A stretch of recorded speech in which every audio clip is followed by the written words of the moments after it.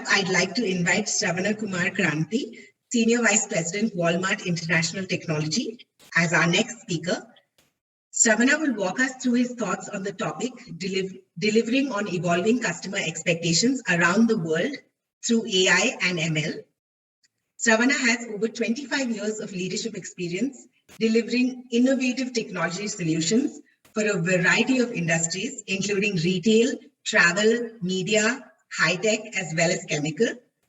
As the Senior Vice President of Technology for Walmart International, Sravana leads a team that develops solutions for everything from POS to e-commerce to power a $90 billion plus business spanning across 5,100 plus stores, as well as 500,000 plus associates in 23 different countries. Prior to this, Sravana also held leadership roles in reputed organizations like Sterling, Agencia, Disney, Amazon, and Oracle, among others. To our attendees, before I hand over, please feel free to submit your questions via the Q&A tab at the bottom of your screens, and Sravana will address them towards the end of his segment. Over to you, Sravana. Hello, everyone. Thanks a lot, Amrika, for that generous introduction and for invitation to be part of this conference as well. It is good to be with you and the Flipkart team from our extended Walmart family. And thanks to all of you for taking the time out of your busy schedule to be here. I'm always excited to be talking about AI and technology in general. I did some graduate studies in AI, specifically in process diagnosis as applied to chemical processes and refineries back from Ohio State several years ago. So AI holds a very special place in my heart. And I also relish the opportunity to talk about some of the great work our teams are doing at Walmart International as well. And as part of the Walmart ecosystem and Flipkart, we obviously learn from each other, and you would find that some of the work we're doing is very similar in nature. Let's take a few minutes to talk about, Walmart International. Next slide, please. I know, Ambika, you gave a little bit of an overview of Walmart International, but I want to just take a minute or so to talk about the complexity of Walmart International. Walmart obviously is a Fortune 1 company, $506 billion in revenue and growing very nicely. And at that scale, we're adding every year is sort of a large company if you look at the amount of growth. Now, when it comes to Walmart International, we are in 23 different countries under 54 banners. We have over 5,000 stores, and our esteemed associates that are more than 500,000 in number, serve our customers on a daily basis. And we have over 100 million customers that shop at our stores every week. And we group these countries in 7 markets. You see those on the right side. Next slide, please. And our strategy, Walmart is all about the customer, and we know that each market is unique and operates at a different level of maturity. And so maturity, competitive landscape, and operating model as well. And as a result, our strategy is to support strong local businesses powered by Walmart. And that's extremely important to us, right? No 2 markets are the same. They're in a different part in their evolution. So our job is to power the markets through what Walmart at large has to offer. And the power of Walmart is our ability to leverage our core capabilities, such as technology, across the markets. And this allows markets to move faster, operate more efficiently, and achieve scale as well. So if you think about a $95 billion business, how does it go rapidly? How do you scale? How do you reach more customers? How do you help the customers in more ways as we build out the ecosystem is our challenge. All right, so that's the context. So we go to the next slide, please. So let's talk about evolving customer expectations, right? Customer expectations are constantly evolving. And we also talked about no 2 markets being the same. And COVID really has changed everything in the past 18 months. Right. First of all, let's look at how it changed. Next slide, please. First, it changed the way we work, right? I'm guessing most of you are either working remotely or have worked remotely in the past 18 months. And ourselves, our home office, as we call it, has been in a virtual work setting since the start of the pandemic. And our technology teams have actually completely moved to a virtual way of working.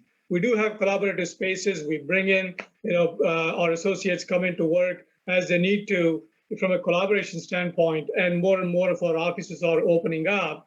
And but primarily our work happens to be remote.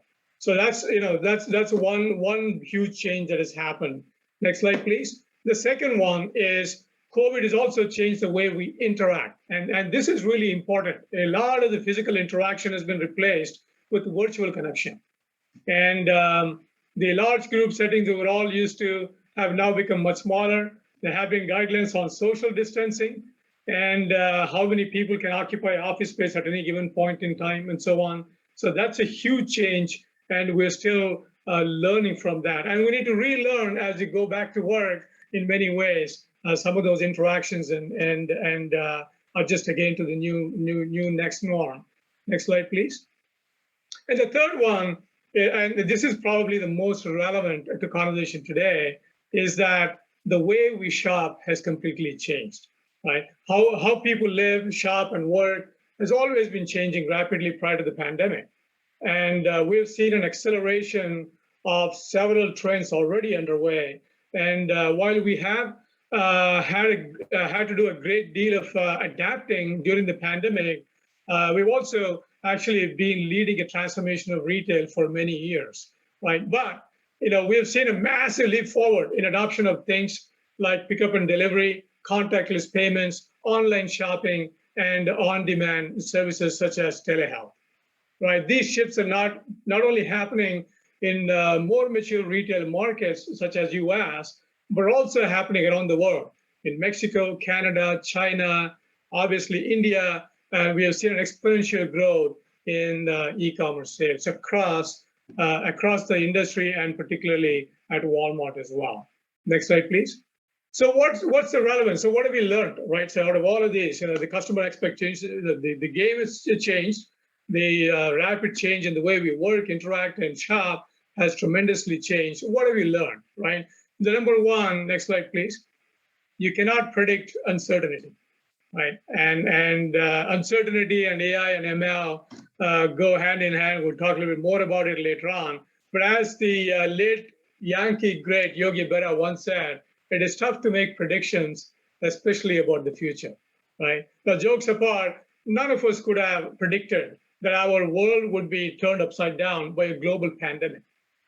We don't know what will cause the next big shift. And I know we all know that there will be shifts along the way, but we do know that we need to be positioned to respond with speed. And for a technology company, it's all about their people, their customers, and their talent, and the tools that they have to help and adapt very quickly and meet the needs of their customers. Next slide, please. And the expectations are higher, right? Our customers expect us to be able to deliver, especially during period of uncertainty, right? When everything is going well, that's fine. You've got your rhythm, and everybody. Actually, we don't really think about what is happening, and we just naturally do those things. But when things don't happen the way you expect, and that's where companies need to scale up. One of the greatest things about working for Walmart, including Flipkart, is that we have the ability and scale to deliver for customers when they need us and in a way that they need us. And we can truly make a difference where it counts. Customers trust Walmart, and that gives us who we work for the company a deep feeling of purpose, right? And next slide, please. And the world, our customers are adapting, right? The human spirit is incredibly resilient. And as people, we don't typically let conditions hold us down for too long. And we've all figured out how to move forward in life despite the circumstances of the pandemic. This requires every function of your business to adapt. And technology is at the core of that change. This has been true over the ages, and every generation of technology has seen this as well. But over the years, technology has been applied to automate routine tasks and then to scale efficiently and economically. We've all seen that in various industries, right? However, now with the advances of AI and ML, we can now marry intelligence with automation and solve higher order problems. And so naturally, the expectations are higher from the customers as they adapt to various changing situations, right? Let's go to the next one, please. Now, how has AI and ML has helped us to respond? At the outset, let me say that AI and ML permeate every area of retail. I'll provide some examples of applications at Walmart International. These might as well be examples from any business within Walmart, including Flipkart. And Suresh touched on similar applications yesterday. Jay just now touched on quite a few applications that Flipkart team is rapidly building as well. And let's take a look at some of these applications from the lens of the customer, right? I mean, and we'll talk about what it means from a sort of a grouping of from an AI technology point of view. But from the lens of the customer, we go to the next slide, please. The customer's expectations are that we offer frictionless customer experience, regardless of when, how, or where they shop. Our business is omni-channel because our customers are omni-channel. And we need to know our customers, regardless of what channel they show up in, and experience our services. And to that end, the most important thing I would say in offering the best customer experience, one that is frictionless, is really to understand the customer first, right? Do you know that the customer is the same customer regardless of whether they're shopping online, they come into store, or using their mobile device when they're on travel, or what have you, right? To that extent, we've done tremendous work in building a 360-degree view of the customer, right? We are using AI ML to help stitch that view. And I'll give you some examples. And part of retail and offering the best prices, best products at best prices means we need to avoid out-of-stock scenarios, right? We have developed models to predict out-of-stock conditions, forecasting demand better, predicting supply chain flow better. So it is important to know when your inventory is going to arrive when you have a multi-legged supply chain that is involved. And that is important because with limited resources, you will be able to move your resources appropriately where they are needed in your distribution centers or stores or where have you. We've also developed advanced models to manage last mile delivery. And there's a whole bunch of problems to solve over there, right? It's not just about delivery, overall delivery experience is impacted by things like, are you able to predict exactly when the delivery is going to happen? If somebody is going to actually pick the product, do you know how to substitute the right products when some stockouts happen? Are you improving the refund experience? Are you optimizing the product assortment? Are you optimizing the way you display that assortment on the shelves in the shop? And are you able to offer better search capability, relevant search capability for customers on your e-commerce sites? Are you able to mark down set the right prices and mark down your products so that you're moving the right merchandise? At the end of the day, we all are focused on, within Walmart, offering the best prices, and our promise to our customers is everyday low price. So in order to be able to do all of this, we need the entire supply chain to be working really seamlessly and in a frictionless way. It's not just the store, it is not just the distribution center, but it's a whole thing. And in an omni-channel world, it is both all of that and your e-commerce, mobile, and everything else. And next slide, please. That's one. So that's one expectation. And the second expectation is that customers are looking for more immersive experiences. And Jay just talked about some of the good work that they're doing at Flipkart. This is most often found in the apparel and home part of the business, where customers want to visualize what something looks like on them, in their own environment. So it is sort of like a try before you buy. Conversions are better, the customer happiness is better, returns are fewer, and overall you're able to offer best prices, great selection, and incredible customer experience through that, right? And so we have launched this capability in our ASDA, which we continue to support. We are also doing other things within Walmart ecosystem.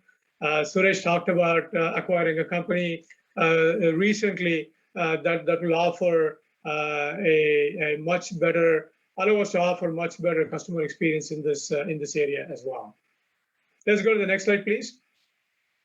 And then the third one, I would say, so we talked about frictionless shopping experience, immersive shopping experience, and the third one I would say is emergence of smart recommendations, right? We all look for ways to make our lives easier so that we can spend more time doing things we really enjoy. And this is no different in shopping, right? I'll give you two examples. Auto Basket is a great example that we've actually applied in multiple markets, both within the U.S. and in our markets as well. If you look at the Auto Basket, it's basically building the basket for the customer based on their past history, based on what they've actually selected, based on looking at what stock is available, what inventory you have available. And there are many other variants of this as well. You build the basket, and then if you're not building the basket and the customer is actually manually building the basket, and if they've forgotten to add something that may be really important, we built a feature called Before You Go, and that actually helped conversion. Now, helping conversion obviously helps the business and so on, but really what it means is that we're serving the customer needs. They may have forgotten that, they may have to come back and then do another trip to the shop or get it delivered. And so all of the frustration is eliminated by reminding the customer, what they really want to buy. And we've seen great results doing that. Small subs, Suresh talked about this yesterday. I referenced it early on in the conversation as well. When you go to pick inventory for a customer and that product is out of stock, what do you do? How do you substitute that? You don't want to substitute that and have the customer say, well, this is not what I expected, right? So how do you ensure that it is something that is going to be something that the customer will really like and will accept it? And we've rolled this capability in pretty much all of our major markets, and the feedback has been fantastic. Next slide, please. And the fourth one, I would say, we talked a lot about customer, right? And offering great customer experience means is also relies on us doing great work, and productive work, internally within our four walls, whether it is in our home offices, stores, or our distribution centers. And so as a result, we take our associate experience very seriously as well. We want to help them. We treat our associates who are helping our customers as our customers, right, within technology. And Suresh talked about a WizPick capability. It's a cool capability where using a mobile camera, you can point at a shelf and then you know exactly which product you need to really pick. And that makes the operation more efficient, leads to less error, less number of errors, and overall helps with the customer satisfaction. The other examples I would give are conversational commerce, conversational AI. We've rolled this out in Mexico, Canada, Chile, and we also have chatbots, which are fairly commonplace now. But Chile, Chile has also applied it to, and then Mexico also has applied it to various other internal aspects of our business as well. And Flipkart actually has done some really tremendous work in conversational commerce, being able to do natural language processing in several languages. Image analysis is another one that is really, really important when you talk about AI, ML applications to improving customer experience. In COVID timeframe, we have seen there's been limits on number of customers that can enter a building, enter a store, and we built capabilities to automatically count the number of people who are entering and exiting, so we can manage them more effectively and without making errors. The other one that I would also want to highlight is with with increase in shopping, with all the channels that we have available, there's also a greater amount of opportunity for collusion and do fraud, right? So we've actually applied AI and ML capabilities in both in Canada, Mexico, and ASDA business as well to identify such suspect, fraudulent or suspect refunds and cancellations and discount abuse as well, and provide recommendations to our associates to further investigate. And this ultimately helps us with our promise to offer everyday low prices to our customers. So these are just some examples, I would say, that we've employed in our Walmart International ecosystem. As I referenced before, we lean on each other, learn from each other, whether it is Walmart US, Sam's US, or Flipkart. We are one big family. In closing, I would say that retail is dynamic business with ever-changing customer expectations, right? And customers expect frictionless shopping, smart recommendations, immersive experiences, and so on. And they want to be able to experience you and do shopping in whichever way they prefer and wherever they are.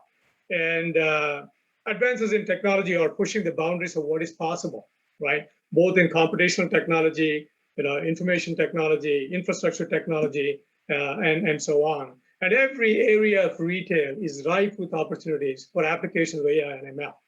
We've already seen a lot of applications, but sky is the limit here, right? If you are a data scientist, if you are a person involved in AI and ML, you have a tremendous opportunity to really, bring more intelligence and more analysis and better problem-solving capabilities to retail. Ultimately, I would say the problems involved fall in these categories, right? You're either matching, detecting, discovery. So matching, detection, and discovery is one bucket. That helps us build a 360-degree view of the customer, detect out-of-stock conditions, detect fraud, etc.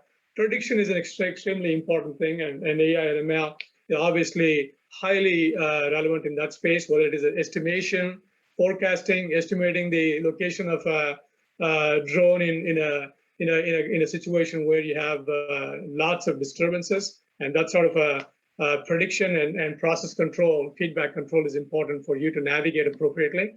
And demand forecasting and so on, we talked about as well. Recognition, whether it is image analysis, voice analysis, and that powers all kinds of applications, and some of them we looked at. And then reasoning, understanding, and recommendations. This is an area where there's a tremendous amount of opportunity here, right? We talked about, from a recommendation standpoint, smart subs, complete the look, auto basket, and so on. And then there's a lot more we could be doing about intent analysis, temporal reasoning, and apply some of that to negotiations. And we're already doing that, right? How do you negotiate your supply relationships and set the right prices in the process and so on? And so I hope you appreciate all of the opportunities that Walmart and Flipkart have to offer if you're a prospective employee, if you're looking for a job, or if you're looking to learn more, if you want to contribute ideas. But AI and ML techniques are useful in all areas of retail, right? So with that, I turn it over to you, Ambika and Krish.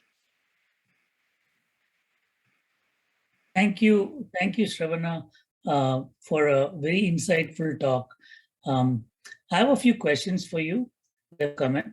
So I'd like to start out with a question about what are the challenges in scaling AI and ML technology that we build in the US to international markets? That's a great question. So I think one of the basic challenges, it may not seem like a big deal, but being able to understand what work has been done in the ecosystem, right? We all can do a lot of good work, but how can we lean on each other so we can move faster?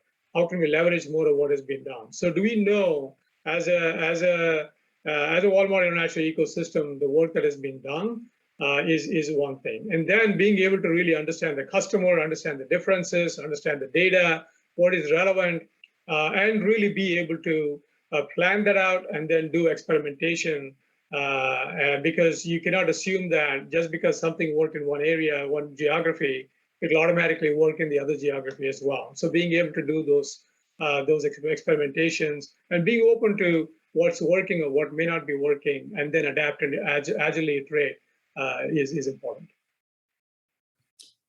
Thanks, Sravana. So one of the things that all retail companies worry about is minimizing customer returns. So how can you talk a little bit about what some of the problems are in this area, and how you're dealing with it, especially in international markets?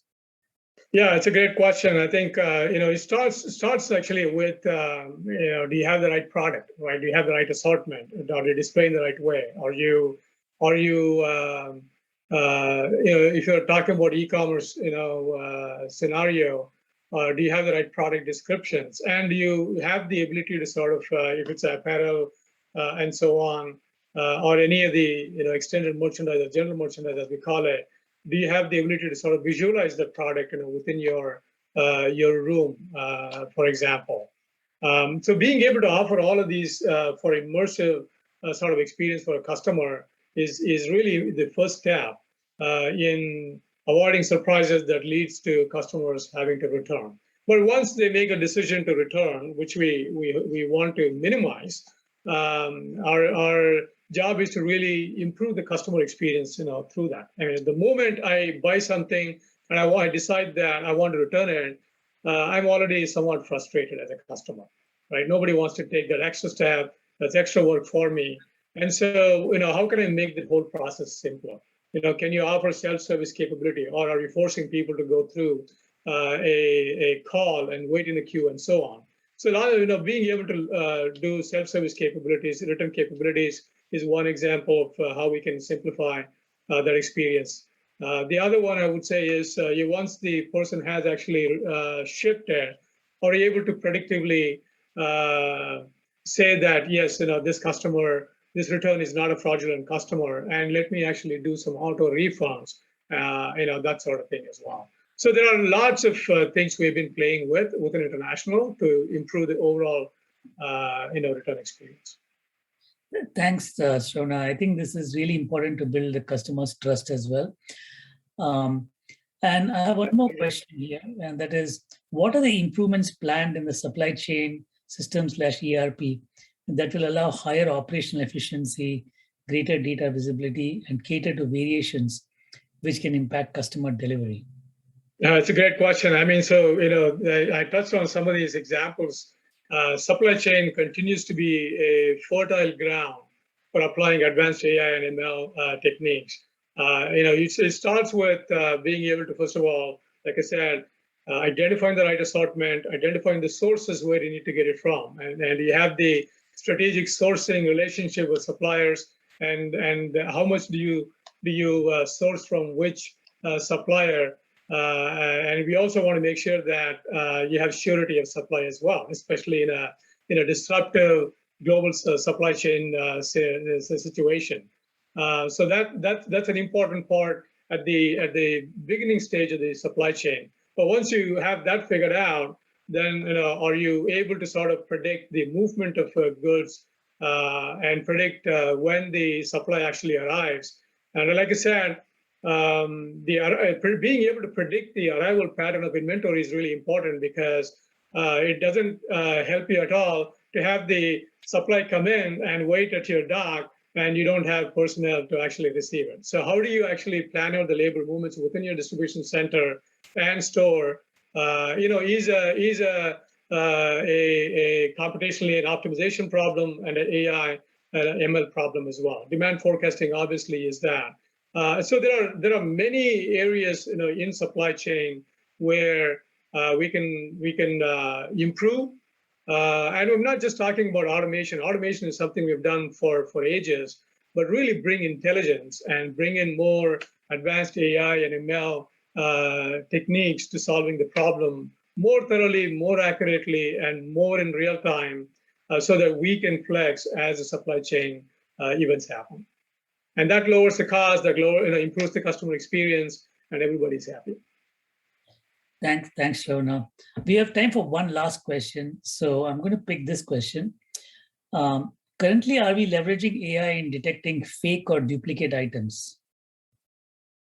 We are doing some work. We have there are multiple aspects to it. Krish. First of all, fraud detection, and do you really know that the seller is who they claim to be? And how good of a seller they are. So keeping score of the seller reputation based on feedback that the people are providing on your marketplace is an important aspect of that. And then being able to identify cross-match, items and prices and based on the images, and then being able to detect, fake items and, is an important aspect as well. It is not only a thing that is important to do from a customer experience point of view, but it's also depending on what you're dealing with. It gets into some of the other regulatory aspects too. So it's an extremely important problem that we are constantly attacking. There is never a I'm done completely 100%. I can move on to the next problem here. You just have to keep pace with any creative suspicious activity that may be going on, and that's fundamental to us having the trust relationship with our customers. Thank you so much, Sravana. I don't have time for any more questions, but this was a truly insightful session. Over to you, Ambika. Thank you very much. It was a pleasure to have been here. So I appreciate it. Have a great conference, and I love Flipkart and and the products over there and what you do on a daily basis. Thank you. Thank you so much, Sravana, for those deep insights and also for answering all of our audience questions. Really appreciate you taking the time to join us today. Thank you once again from all of us at Flipkart as well as from our audience. And thank you, Steve, for joining. Thank you.